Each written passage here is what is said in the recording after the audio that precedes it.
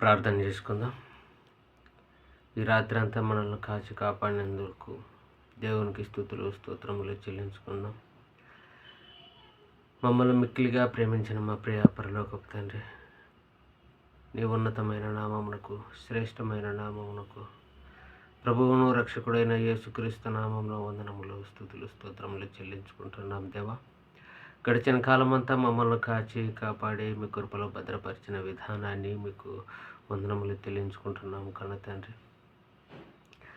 తండ్రి, ఈ రాత్రి అంతా మాకు సుఖ నిద్రని ప్రసాదించినందుకు మీకు వందనములు. దేవా, ఈ దినాన్ని చూడక ఎందరో మరణించారు కన్న తండ్రి.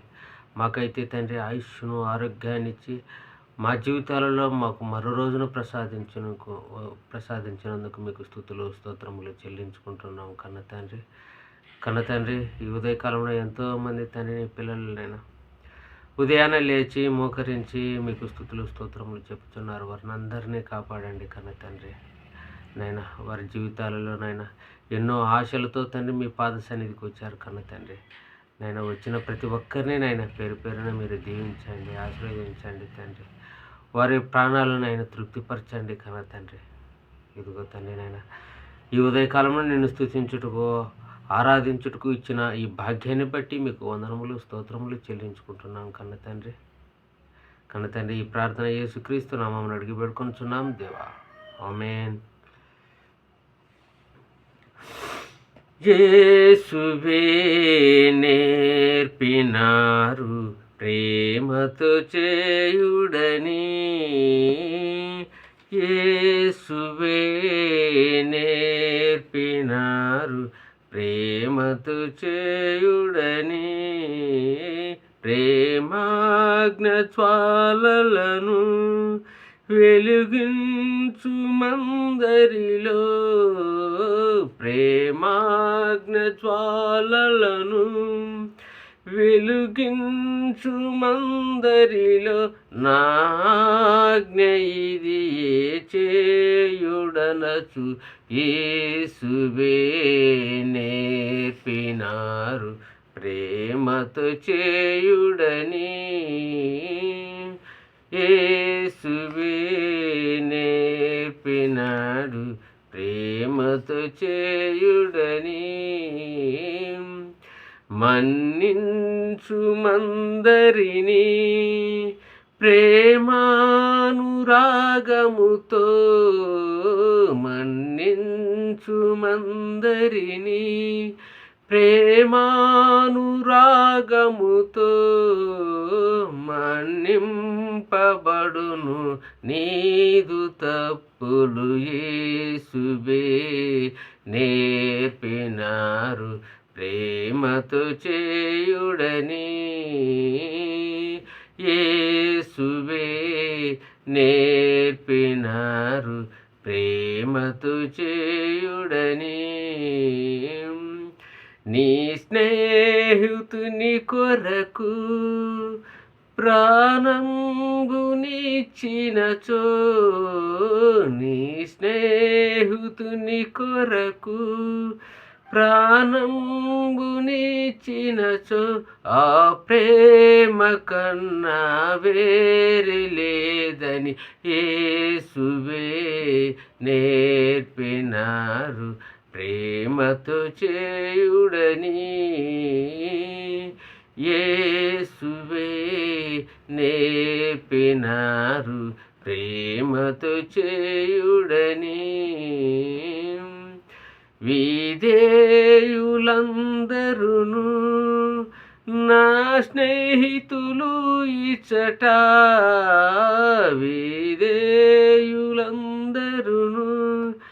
నా స్నేహితులు ఇచ్చట, ఇక దాసులని విను పిలువనంచు యేసువే నేర్పినారు ప్రేమతో చేయుడని, యేసువే నేర్పినారు ప్రేమతో చేయుడని, దీనత్వమును కలిగి జనసేవ చేసేను, దీనాత్మమును కలిగి జనసేవ చేసేను. నాయాజ్ఞ ఇది చేయుడనుచు యేసువే నేర్పినారు ప్రేమతో చేయుడని. యేసువే నేర్పినారు ప్రేమతో చేయుడని. నా తండ్రి ఆజ్ఞ ఇదే వినుడి నా నుండి. నా తండ్రి ఆజ్ఞ ఇదే వినుడి నా నుండి. బీజములను వెదజల్లుచు యేసువే నేర్పినాడు ప్రేమతో చేయుడని. యేసువే నేర్పినారు ప్రేమతో చేయుడని. ప్రియులరా, యేసుక్రీస్తుల వారు ఈ భూమి మీద బ్రతుకున్న దినాలలో ఆయన చూపిన ప్రేమ, ఆయన చూపిన కరుణ, ఆయన చూపిన దయ, ఇవన్నీ మన జీవితాలలో పాటించాలని ఆయన మనకు మాదిరిగా ఉంచిపోవడం జరిగింది. భక్తుడు చాలా చక్కగా ఆయన మాటలను తీసుకొని ఒక పాట రూపంలో మలిచాడు. నిజంగా చాలా అద్భుతమైన పాట. ఈ పాట ప్రతిదినము మీరు కూడా పాడుకోండి. ఆయన చేసిన అద్భుతాలు, ఆయన మనము మన సహోదరులను ఎలా ప్రేమించాలనో, మన సహోదరులను ఎలా గౌరవించాలనో అనే మంచి పాటను మనకు రాయడం జరిగింది. ప్రియులారా, ఇప్పుడు దేవునికి స్తుతులు స్తోత్రములు చెల్లించుకుందాం. శూన్యములో సమస్తమును సృష్టించిన సృష్టికర్త అయిన దేవా, మీకే స్తుతులు స్తోత్రములు చెల్లించుకుంటున్నాం. నిరాకారమును ఆకారమును కలుగజేసిన సృష్టికర్త అయిన దేవా, మీకే స్తుతులు స్తోత్రములు చెల్లించుకుంటున్నాం.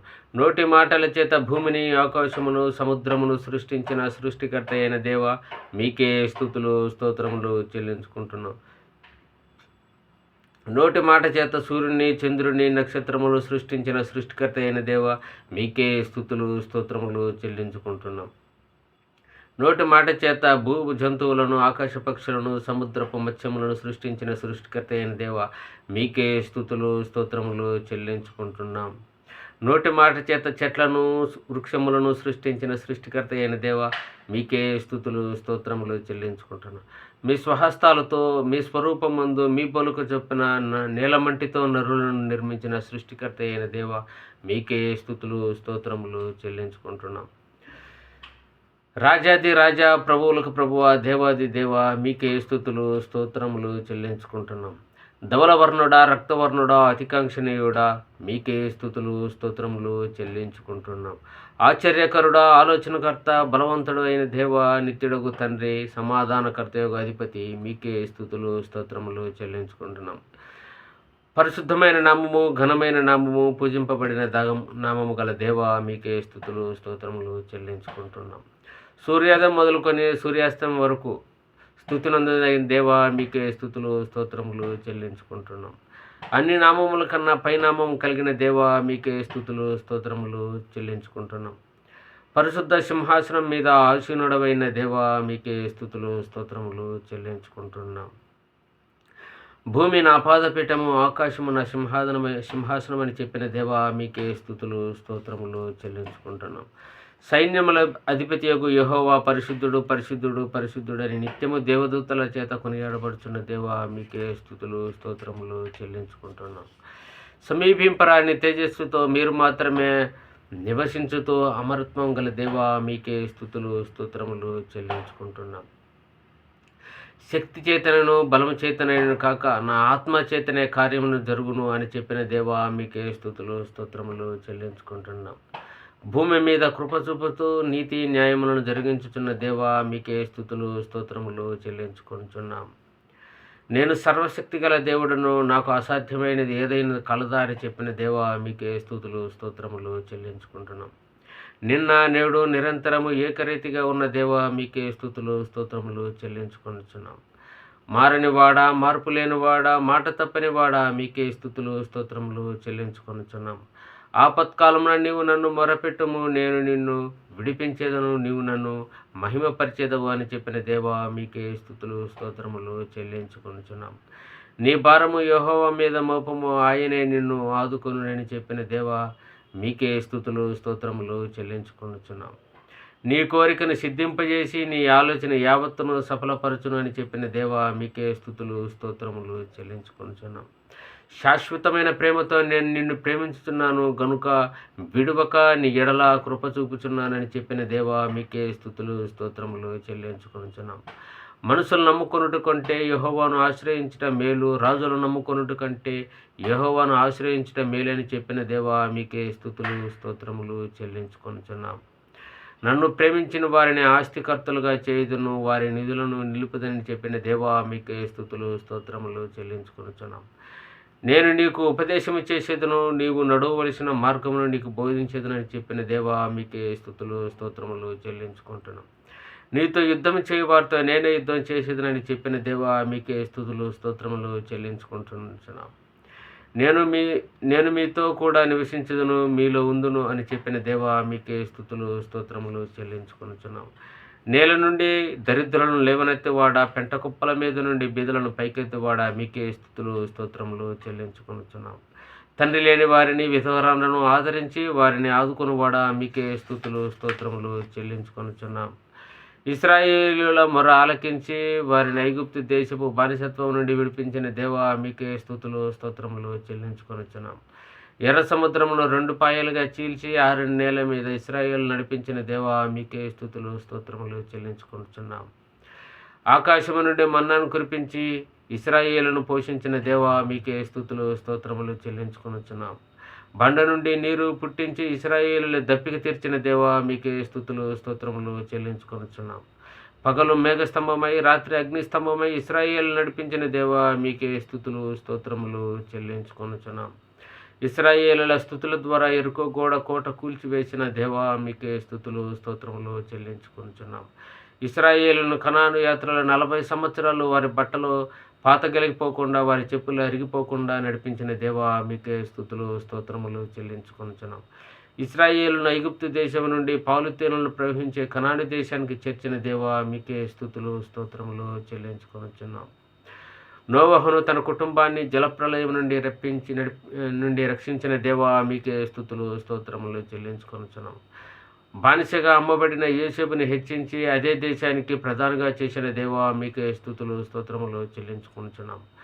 గొర్రెలు కాచుకునే దావీదును లేవనెత్తి రాజుగా ఆ తర్వాత చక్రవర్తిగా హెచ్చించిన దేవా మీకే స్తుతులు స్తోత్రములు చెల్లించుకొనుచున్నాం. యెహోషువ ప్రార్థించగా సూర్యచంద్రులను నిలిపిన దేవా మీకే స్తుతులు స్తోత్రములు చెల్లించుకొనుచున్నాం. యెహెజ్కేలు ప్రార్థించగా ఎండిన ఎముకలకు జీవం పోసిన దేవా మీకే స్తుతులు స్తోత్రములు చెల్లించుకొనుచున్నాం. హిజ్కియా ప్రార్థించగా ఆయన ఆయుష్ను పొరిగించిన దేవా మీకే స్తుతులు స్తోత్రములు చెల్లించుకొనుచున్నాం. ఏలియా ప్రార్థించగా ఆకాశం నుండి అగ్నిని దించిన దేవా మీకే స్తుతులు స్తోత్రములు చెల్లించుకొనుచున్నాం. దానియేలు ప్రార్థించగా సింహాల నోలను మూసి అతనిని రక్షించిన దేవా మీకే స్తుతులు స్తోత్రములు చెల్లించుకొనుచున్నాం. షడ్రకు మేషకు అబేద్నెగోల అగ్నిగంధకం నుండి రక్షించిన దేవా మీకే స్తుతులు స్తోత్రములు చెల్లించుకొనుచున్నాం. ఎలుగుబంటిని సింహాసనాన్ని చంపడానికి దావీదుకి శక్తినిచ్చిన దేవా మీకే స్తుతులు స్తోత్రములు చెల్లించుకొనుచున్నాం. హానోకు ఏలియాకు మరణం లేకుండా పరలోకానికి తీసుకువెళ్ళిన దేవా మీకే స్తుతులు స్తోత్రములు చెల్లించుకుంటున్నాం. తల్లిదండ్రులు లేని అనామకులైన ఎస్తేరుని దీవించి మహారాణిగా చేసిన దేవా మీకే స్తుతులు స్తోత్రములు చెల్లించుకొనుచున్నాం. అన్యురాలు విధురాలైన రూతును ఆదుకొని ఆశీర్వదించి యేసుక్రీస్తు వంశావళిలో చేర్చిన దేవా మీకే స్తుతులు స్తోత్రములు చెల్లించుకుంటున్నాం. 90 సంవత్సరాలు వృద్ధాప్యం కలిగిన శారాకు గర్భఫలమునిచ్చిన దేవా మీకే స్తుతులు స్తోత్రములు చెల్లించుకొనుచున్నాం. దేవునితో సమానముగా ఉండే భాగ్యాన్ని విడిచిపెట్టి మనుషుల పోలికగా పుట్టి దాసుని స్వరూపం ధరించుకొని రిక్తునిగా చేసుకున్న యేసయ్య మీకే స్తుతులు స్తోత్రములు చెల్లించుకుంటున్నాం. ఇమ్మానుయేలుగా నిరంతరము మాకు తోడై ఉండుటకు దిగి వచ్చిన యేసయ్య మీకే స్తుతులు స్తోత్రములు చెల్లించుకుంటున్నాం. దేవా, ఇంతవరకు తండ్రి మా ఏడల చేసిన అద్భుత కార్యములు తండ్రి గురించి నేను మీకు వందనములు, స్తుతులు, స్తోత్రములు చెల్లించుకుంటున్నాను తండ్రి. తండ్రి, ముందున్న కాలంలో తండ్రి ఇదిగో తండ్రి, మా ఆత్మలను రక్షించే శక్తి గల వాక్యములను మేము ధ్యానించుచుండగా మీరు మాకు కృపను, దయను అనుగ్రహించి తోడుగా ఉండమని అడుగుతున్నాం కన్నా తండ్రి.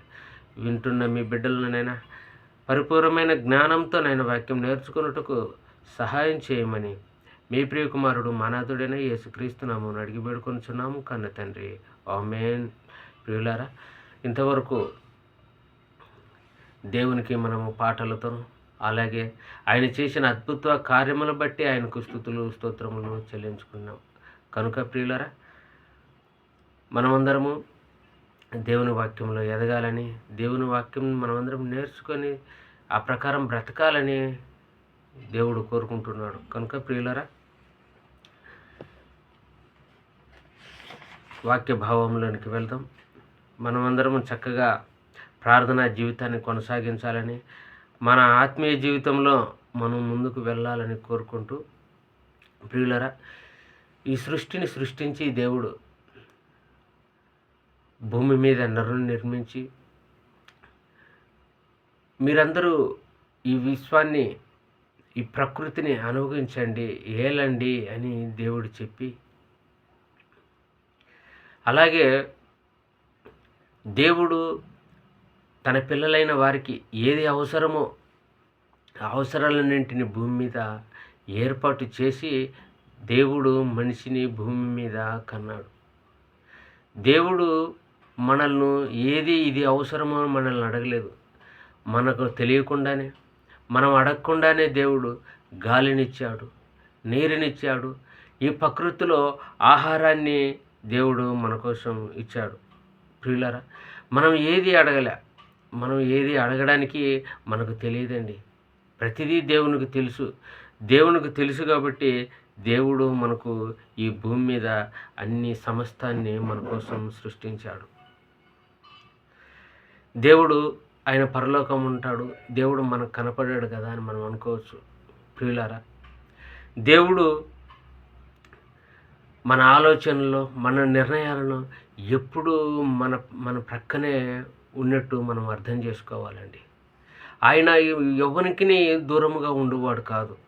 ఆయన మనం ప్రార్థిస్తే పలికే దేవుడు, మనం పిలిస్తే పలికే దేవుడు అండి. ప్రియులారా, దేవుడు ఈ సృష్టిని, ఈ విశ్వాన్ని, ఈ భూమండలాన్ని, భూమండలంలో ఉన్న సమస్తాన్ని సృష్టించిన దేవుడు, మనం అడగకముందే ఇన్ని ఇచ్చిన దేవుడు.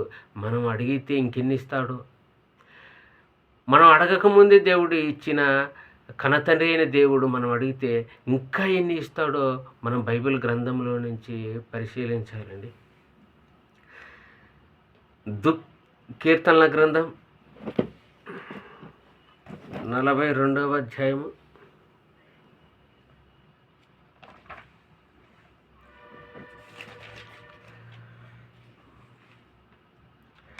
1వ వచనం.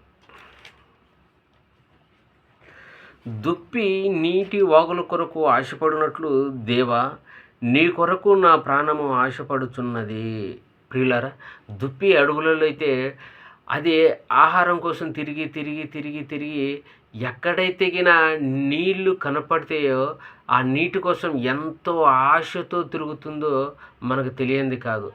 అంటే ఎక్కడ కుంటలు ఉంటాయా, ఎక్కడ కాలువలు ఉంటాయా, ఎక్కడ నీళ్లు దొరుకుతాయా అని దుప్పి అడవంతా తిరుగుతుంటుందండి.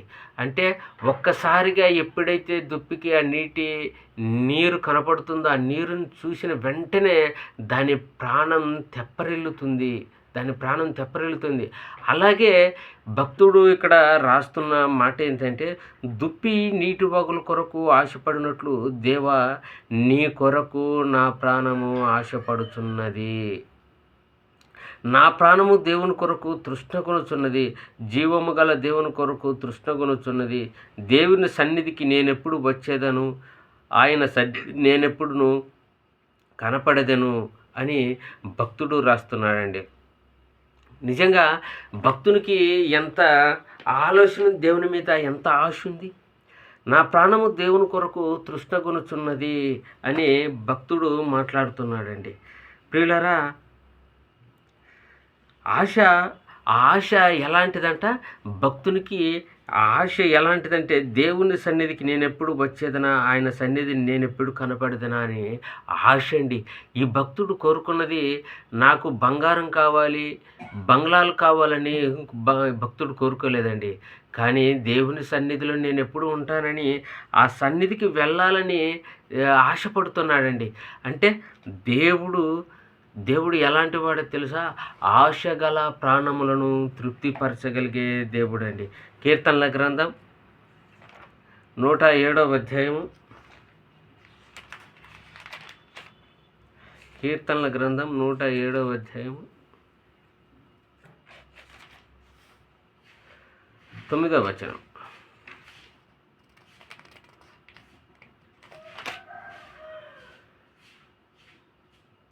ఏలయనగా ఆశగల ప్రాణమును ఆయన తృప్తిపరిచి ఉన్నాడు, ఆకలి గురువారి ప్రాణమును మేలుతో నింపి ఉన్నాడు. అంటే ఆశగల ప్రాణములను దేవుడు తృప్తిపరచగలుగుతున్నాడు. ఆశ ఎలా ఉంటుందంటే దేవుని కోసమై ఉండాలి, దేవుని ఆలోచనల కోసమై ఉండాలి, దేవుని వాక్యం కోసమై ఆ ఆలోచనలో ఉండాలండి. అంటే మన ఆలోచన ఉండాల్సింది ఈ లోక సంబంధమైన వాటిలో కాదు, ఈ లోక సంబంధమైన వాటిలో కాకుండా ఆ ఆలోచన దేవుని కోసమై ఉండాలి, దేవుని ఘనపరచాలి, దేవుని కీర్తించే విధంగా ఆయన ఆలోచనలు ఉంటే ఆశ గల ప్రాణములను దేవుడు తృప్తిపరచగలుగుతాడండి. ప్రియులారా, అపోస్తుల కార్యములు 10వ అధ్యాయము మనం గమనించినట్లయితే, అపోస్తుల కార్యములు 10వ అధ్యాయము మొదటి నుంచి మనం గమనించినట్లయితే, ఇటలీ పటాలం అనబడిన పటాలంలో శతాధిపతి అయిన కొర్నేలి అను ఒక భక్తిపరుడొకడు కైసరులో ఉండెను. అతడు తన ఇంటి వారితో కూడా దేవుని యందు భయభక్తులు గలవాడై ప్రజలకు బహుధర్మము చేయుచు ఎల్లప్పుడూ దేవునికి ప్రార్థన చేయువాడు. పగలు ఇంచుమించు 3 గంటల వేళ దేవదూత అతని యుద్ధకు వచ్చి, కొర్నేలి నీ అని పిలుచు దర్శనం ముందు తేటగా అతనికి కనపడెను. అతడు దూత వైపు తేరి చూచి భయపడి, ప్రభువా యేసని అడిగెను. అందుకు దూత, నీ ప్రార్థనలను నీ ధర్మకార్యములను దేవుని సన్నిధికి జ్ఞాపకార్థముగా చేరినవి. అప్పుడు నీవు ఎప్పేకు మనుషులను పంపి పేతురు అను మారు పేరు గల సీమోను ఇంట పిలిపించుము. ఇక్కడ కొర్నేలి గురించి అండి మనకు చక్కగా వ్రాయబడినది ఏంటంటే, కొర్నేలి ఒక దైవభక్తుడండి. దైవభక్తులు దాన ధర్మాలు చేయడంలో మంచి మనసున్నవాడు. ఈ మంచి మనసున్న ఈ కొర్నేలికి దేవుని గురించి అంతగా తెలియదండి, దేవుని గురించి అంత తెలియదు. కానీ దేవదూత ప్రత్యక్షమయ్యి, నీవు సీమోను ఇంట పేతురు అనే ఒక వ్యక్తి ఉన్నాడు, నువ్వు అతన్ని పిలువనంపము, ఇంటికి పిలువనంపించి అతని చేత నువ్వు వాక్యం చెప్పించుకో అని దేవదూత వచ్చి చెబుతుందండి. అంటే అతనికి బైబిల్లో ఉన్న దేవుని మాటలు కొర్నేలి గారికి తెలియదండి. కానీ భక్తి ఉంది, ప్రజలకు సహాయం చేయడంలో మంచి మనసున్న వ్యక్తి. కానీ దేవుని వాక్యం గురించి తెలియదు. నీకు దేవుని వాక్యం గురించి తెలియాలంటే నీవు పేతురును పిలువనంపించుకొని ఇంటికి అని చెప్పి దేవదూత చెప్తాడండి. దేవదూత చెప్పిన వెంటనే ఈ కొర్నేలి ఏం చేస్తాడంటే తన దగ్గరున్న దైవభక్తి గల 2 వ్యక్తులను పేతురు ఇంటికి పంపిస్తాడండి. పేతురు ఇంటికి పంపించిన తర్వాత, పేతురు దగ్గరికి వెళ్ళిన తర్వాత అక్కడ ఏం జరుగుతుందంటే, మరునాడు వారు ప్రయాణమైపోయి పట్టణమునకు సమీపించినప్పుడు పగలు ఇంచుమించు 12 గంటలకు పేతురు ప్రార్థన చేయుటకు మిద్దె మీదకి ఎక్కును. అతడు మిక్కిలి ఆకలిగొని భోజనం చేయగొరను.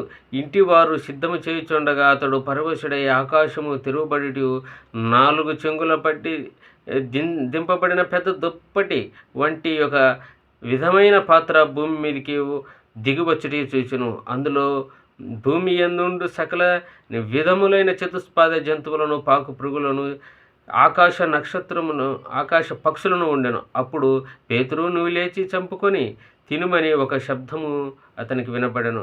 అయితే పేతురు, వద్దు ప్రభువా, నిషేధించమైనది అపవిత్రమైనది ఏదైనా నేనెన్నడూ తినలేదని చెప్పగా, దేవుడు పవిత్రం చేసిన వాటిని నువ్వు నిషిద్ధమైన వాటిని వద్దని మరలా 2 మారులు ఆ శబ్దం అతనికి వినడు. ఇలాగ ముమ్మారు జరిగెను. పేతురు మధ్యాహ్నం సమయం వేళ ఎప్పుడైతే పొయ్యి ఉన్నాడో అక్కడికి దేవుని దూత వచ్చి ఏదైతే ఆహారాన్ని అతని మిక్కిలిగా ఆహారం ఉన్నప్పుడు ఏదైతే ఆహారము దేవుడు పంపిస్తాడో ఆకాశం నుండి, అది నిషిద్ధమైనది, నేను తినను ప్రభువా అని పేతురు అక్కడ చెప్పడం జరిగింది. అయితే ముమ్మారు అట జరిగింది. ముమ్మారు కూడా జరిగిన వెంటనే అప్పుడు ఏం జరిగిందంటే, పేతురు తనకు కలిగిన దర్శనం ఏమై ఉండును అని తనకు ఎటు తోచక ఉండగా, కొర్నేలి పంపిన ఆ మనుషులు సీమోను ఇల్లు ఏదని భావించి తెలుసుకొని వాకిట నిలిచి ఇంటి వారిని పిలిచి, పేతురు అను మారు పేరు గల సీమోను ఇక్కడ దిగి ఉన్నాడా అని అడిగిరి. పేతురు ఆ దర్శనమును యోచించగా, ఆత్మ, ఇదిగో 3 మనుషులు నిన్ను వెతుకుతున్నారు, నువ్వు లేచి క్రిందకు దిగుము, సందేహింపక వారితో కూడా వెళ్ళము. ఎప్పుడైతే కొర్నేలి మనుషులను పంపించారో ఆ మనుషు సీమోను ఇంట ఉన్నారు కదా, ఆ సీమోని ఇంటికి రావడము, సీమోని ఇంటి దగ్గర పేతురు గారు ఉండడము, అదే సమయంలో పేతురు గారు కూడా ఒక దర్శనం రావడము, ఆ దర్శనంలో నీకోసము కొర్నేలి ఇంటి దగ్గర నుంచి 2 మనుషులు వస్తున్నారని చెప్పడము, ఆ వచ్చిన మనుషులు ఈ పేతురు గారిని కలుసుకోవడం, పేతురు గారు కూడా అదే ఆసక్తితో వాళ్ళతో కలియడం జరిగిందండి. ప్రియులారా, జరిగిన తర్వాత పేతురు గారు అక్కడికి వెళ్తానే కొర్నేలు ఇంటికి వెళ్తానే కొర్నేలు నిజంగా పేతురును చూడగానే చాలా ఆనందపడిపోతాడు. ఆయన పాదాలకు నమస్కరిస్తాడు. పేతురు, అయ్యా నేను నీలాంటి మనిషినే నేను చెప్పడము చాలా అద్భుతంగా జరిగిపోయింది. చాలా అద్భుతంగా జరిగిపోయిన తర్వాత అక్కడ పేతురు ఏదైతే ఆ వాక్యం యేసుక్రీస్తు గురించి గొప్పగా చెప్పాడో, యేసుక్రీస్తు గురించి ఎప్పుడైతే పేతురు చాలా చక్కగా వివరించాడో, కొర్నేలి ఆ కుటుంబం అంతా చాలా పరవశులైపోతారండి. నిజంగా ఆ మాటను చదివినట్లయితే అపొస్తలుల కార్యములు 10వ అధ్యాయము 48వ వచనం, యేసుక్రీస్తు నామమందు వారు బాప్తిసం పొందవలని ఆజ్ఞాపించను. తరువాత కొన్ని దినములు తమ యొద్ద ఉండమని వారు అతనిని వేడుకొనిరి. పేతురు అంతా చెప్పిన తర్వాత ఆయన బయలుదేరిపోతుండగా వాళ్ళైతే కొర్నేలి వాళ్ళైతే ఇంకా నువ్వు ఇంకా మా మధ్యలో కొన్ని రోజులు ఉండవాలని ఆయనను వేడుకున్నారు, బ్రతిమాలారు. ప్రియులారా, నిజంగా చాలా అద్భుతమైన మాట కదా. అంటే దేవుని కోసం ఎప్పుడైతే ఆశపడతారో, దేవుని కోసం ఎప్పుడైతే ఎదురు చూస్తారో, దేవుడు ఆశగల ప్రాణములను తృప్తిపరిచే దేవుడండి. ఇలాంటి సందర్భం ఇంకొకటి చూసినట్లయితే అపొస్తలుల కార్యములు 8వ అధ్యాయంలో 34వ వచనంలో ఉంటుందండి. నపుంసకుడు ఈయన ఐథియోపియాల రాణి అయిన కందాకే కింద ఈయన ఒక ఆర్థిక మంత్రిగా పనిచేస్తున్నాడండి. ఈ ఆర్థిక మంత్రిగా పనిచేస్తున్న ఈ వ్యక్తి దేవుని కోసము యెరూషలేమునకు సుమారుగా ఆరాధించుటకు అక్కడికి వస్తాడండి. అంటే ఐథియోపియా దేశం నుంచి యెరూషలేము పట్టణానికి ఆరాధన కోసం వస్తున్నాడండి. ఆరాధన కోసం వస్తున్నప్పుడు ఆయన యెషయా గ్రంథము చదువుతుంటాడండి. చదువుతున్నప్పుడు ఆయనకు అర్థం కాదు. అర్థం కానప్పుడు అప్పుడు ఏం జరుగుతుందంటే దేవుని కోసం ఆయన ప్రార్థన చేస్తాడండి. ప్రార్థన చేసినప్పుడు ఫిలిప్పు గారికి దైవ దర్శనంలో కనపడి, ఫిలిప్పు, నువ్వు పో, యెరూషలేము నుంచి ఒక నపుంసకుడు వస్తున్నాడు, ఆయన యెషయా గ్రంథం ఆయనకు అర్థం కాలేదు, దాని గురించి నువ్వు చెప్పు అని చెప్పినప్పుడు అతి వేగంగా ఫిలిప్పు ఆ ఐథియోపియాల ఆర్థిక మంత్రి అయిన నపుంసకుని దగ్గరికి రావడము, ఆ నపుంసకుని దగ్గరికి వచ్చిన తర్వాత అతనికి అడుగుతాడు, నీకు ఈ బైబిల్ అర్థమవుతుంది అన్నప్పుడు, నాకు వివరించే వాళ్ళు చెప్పకపోతే నాకు ఎలా అర్థమవుతుంది అని ఫిలిప్పు చెప్తాడండి. చెప్పిన వెంటనే అతను ఏం చేస్తాడంటే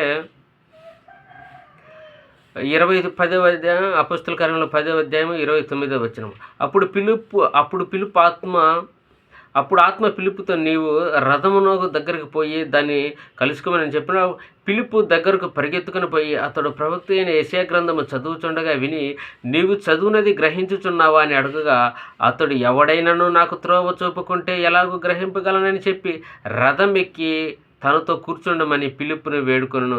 అతడు లేఖనమందు చదువుతున్న భాగం ఏదనగా, ఆయన గొర్రె వలె వదకు తేబడిన బొచ్చు కత్తిరించు వాని ఎదుట గొర్రెపిల్ల ఎలాగ మౌనంగా ఉండెను, అలాగే ఆయన నోరు తెరవకుండెను. ఆయన దీనత్వమును బట్టి ఆయనకు న్యాయ విమర్శ దొరకకపోయినా ఆయన సంతానమును ఎవరు వివరింతురు? ఆయన జీవము భూమి మీద నుండి తీసివేయప్పుడు నపుంసకుడు ప్రవక్త ఎవని గురించి ఇలాగ చెప్పుచున్నాడు? తన్ను గుర్చియా వేరొకని గుర్చియా? దయచేసి నాకు తెలుపమని ఫిలిప్పును అడుగును. అందుకు ఫిలిప్పు నోరు తెరిచి ఆ లేఖనం అనుసరించి అతనికి యేసును గూర్చిన సువార్త ప్రకటించెను. ప్రియులారా, ఆశగల ప్రాణములను తృప్తిపరచగలిగే దేవుడండి. అంటే ఈయన నపుంసకునికి బైబిల్ అర్థం కావడం లేదు. బైబిల్ అర్థం కాకపోయినప్పుడు ఆయనకు ఫిలిప్పును పంపించి ఫిలిప్పు ద్వారా చక్కటి వివరణ ఇచ్చినప్పుడు ఆయన ఆనందంతో తిరిగి వాళ్ళ దేశానికి వెళ్ళిపోతాడు. ప్రియులారా, ఆశగల ప్రాణములను దేవుడు తృప్తి పరచగల దేవుడు అండి. ఈరోజు మనం కూడా దేవుని కోసము ఏ రోజైనా మనం ఆలోచన చేస్తున్నామా? మనం దేవుని కోసం ఏ రోజైనా మనం ఒక పాట పాడామా? ఏ రోజైనా మనం బైబిల్ చదివామా? ఇవన్నీ మనం ఆలోచన చేయాలండి. ఎక్కడో ఐథియోపియా దేశం నుంచి ఇశ్రాయేలుకు ప్రార్థన చేయడానికి వచ్చాడంటే, ఈరోజు మన దగ్గర ఉన్న మందిరాలకే మనం వెళ్ళడం లేదు. మన దగ్గరున్న మన ప్రార్థనా స్థలాలకు, మన సంఘాలకు మనం వెళ్ళడం లేదండి. ప్రియులారా, కానీ బైబిల్లో నుంచి కొన్ని మాటలు మనం అర్థం చేసుకొని, వారు ఎలాగైతే దేవుని కోసం ఆసక్తితో బ్రతికారో మనం కూడా దేవుని కోసం ఆసక్తితో బ్రతకాలని కోరుకుంటూ, మన ఆశగల ప్రాణులను దేవుడు తృప్తిపరచగలిగే దేవుడిని గ్రహించి మనమందరము ప్రార్థన చేసుకుందాం. మమ్మల్ని మిక్కిలిగా ప్రేమించిన మా ప్రియ పరలోకపు తండ్రి, నీ ఉన్నతమైన శ్రేష్టమైన నామమునకు యేసుక్రీస్తు నామమున వందనాలు, స్తుతులు, స్తోత్రములు చెల్లించుకుంటున్నాం దేవా. ఇంతవరకు తండ్రినైనా బైబిల్లో నుంచి తండ్రి మీ గొప్ప మాటలనైనా మేము నేర్చుకున్నట్టుకు మాకు ఇచ్చిన కృపను బట్టి మీకు వందనములు, స్తుతులు, స్తోత్రములు చెల్లించుకుంటున్నాను దేవా. ఇదిగో తండ్రి, ఎందరైతేనైనా అనారోగ్యంతో హాస్పిటల్లో బాధపడుతున్నారో వారిని అందరినీ కాపాడండి, స్వస్థపరచండి తండ్రి. ఎవరైతే ఏ సమస్యతో బాధపడుతున్నారో తండ్రి నైనా, మానసిక సమస్యలు, ఆర్థిక సమస్యలతో ఇబ్బంది పడుతున్నారో వారిని అందరినీ కాపాడండి తండ్రి. బంధువులందరినీ కాపాడండి తండ్రి. వారు తండ్రి నిన్ను తెలుసుకొని నేను నీ పాద సన్నిధికి వచ్చుటకు సహాయం చేయండి కన్న తండ్రి. ఈ రాత్రి అంతా కాపాడినందుకు మీకు వందనములు తండ్రి. ఈ ఉదయకాలం అంతా మీరు తోడుగా నీడగా ఉండి కాపాడండి తండ్రి. ఈ ఉదయకాలంలో తండ్రి ఎందరో తండ్రి నైనా తమ పనుల మీద వెళ్ళిపోతుంటారు తండ్రి, వారిని కాపాడండి కన్న తండ్రి. కూలి పని చేసుకునే వాళ్ళని అయితేనేం తండ్రి, ఉద్యోగస్తులను అయితేనేం తండ్రి, వ్యాపారస్తులను అయితేనే తండ్రి, ప్రతి ఒక్కరూ తండ్రి ఇంటేనండి బయలుదేరి వారి పనుల్లో ఉంటారు తండ్రి. వారందరికీ నైనా మీరు తోడుగా ఉండండి, కాపాడండి తండ్రి. విద్యార్థులను కాపాడండి తండ్రి. వాళ్ళు రాస్తున్న ఎంట్రన్స్ ఎగ్జామ్లలో మీరు తోడుగా ఉండండి తండ్రి. వారికి జ్ఞానాన్ని, బుద్ధిని అనుగ్రహించమని అడుగుతున్నాం కన్న తండ్రి. మరొకసారి తండ్రి నైనా ఇదిగో తండ్రి, మీ మాటలు చెప్పుటకు తండ్రి మాకు కృపను, దయను అనుగ్రహించండి తండ్రి. నీ జ్ఞానం మరింతగా ఇవ్వమని మీ పాదాలు బట్టి అడుగుతున్నాం కన్న తండ్రి. ఆశగల ప్రాణములు తృప్తిపరిచే దేవుడు తండ్రి కన్న తండ్రి. మా ఆశ తండ్రి మీ వాక్యమే తండ్రి నైనా. మీ వాక్యం కోసం మేము బ్రతుకుటకు తండ్రి మాకు కృపను, దయను అనుగ్రహించమని, ఈ పగలంతా కాచి కాపాడమని మీ ప్రియకుమారుడు మనాథుడైన యేసుక్రీస్తు నామమును అడిగి పెడుకొనుచున్నాము కన్న తండ్రి. మన తండ్రి అయిన దేవుని ప్రేమ, యేసుక్రీస్తు వారి కృప, పరిశుద్ధాత్మ దేవుని అన్యోన్య సహవాసమును ఇప్పుడును ఎల్లప్పుడూ సదాకాలం తోడై ఉండునుగాక. ఆమేన్, ఆమేన్.